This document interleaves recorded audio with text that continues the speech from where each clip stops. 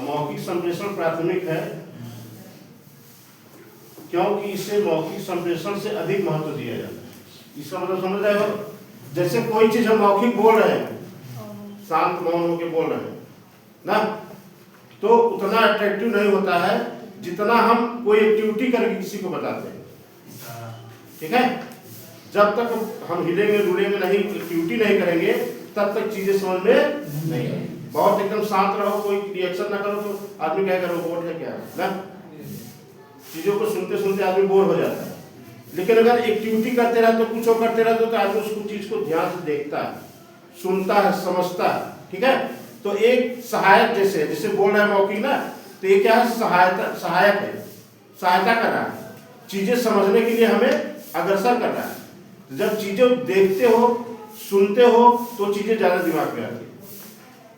अगर देखते हो कहीं नाच गाना होता है, नौटंकी होती है, कुछ होता है, तो लोग ध्यान से देखते हैं, पिक्चर से ध्यान से देखते हैं ना, तो वो चीजें दिमाग में आ जाती है।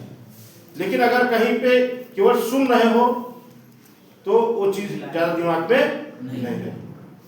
कहीं भी कोई चीज होता है, देखो लोग जाते हैं, उसको देखते हैं। कोई डांस मान लो कर रहा है तो लोग भीड़ लगा के देखने लगते हैं किस प्रकार से कर रहा है ना। तो कोई भी चीज अगर वो है तो उसमें जब तक एक्टिविटी नहीं होगी तब तक आप चीजों को समझ में नहीं है। जैसे यहाँ थ्योरी पढ़ा दिया गया आपको, अब उसको अगर प्रैक्टिकल करा दिया जाता है तो क्लियर हो जाता है ना। प्रैक्टिकल नहीं होता तो पता चलता है कैसे होगा, इसका सिद्धांत किस पे कार्य कर रहा है, हमें कुछ पता ही नहीं है ना। लेकिन उसको ले जाके वहां पे प्रैक्टिकल कर लेते हो, चीजें समझ में आता ही नहीं, तो वो एक उसका सहायक है। ठीक है, तो मौखिक का अमौखिक जो है वो सहायक है। ठीक है, बिना उसके अधूरा है, पूरा नहीं हो सकता। इस चीज का ध्यान में हमें रखना चाहिए, इसलिए उसको प्राथमिक दिया गया है। अगर आदमी क्या कहते हैं बोल नहीं पा रहा है लेकिन संकेत करके किसी को सिग्नल दे देता है। ठीक है, जैसे कहीं भी है आदमी किसी को रोक नहीं पा रहा है लेकिन कुछ सिग्नल देता है, झंडी देता है, लाल झंडी हरी झंडी अगर देता है तो आदमी वहां पे कांस्टेंट होके रुक जाता है, चीजों को समझने की कोशिश करता है ना, सिग्नल के माध्यम से। आप समझ में? और क्या है?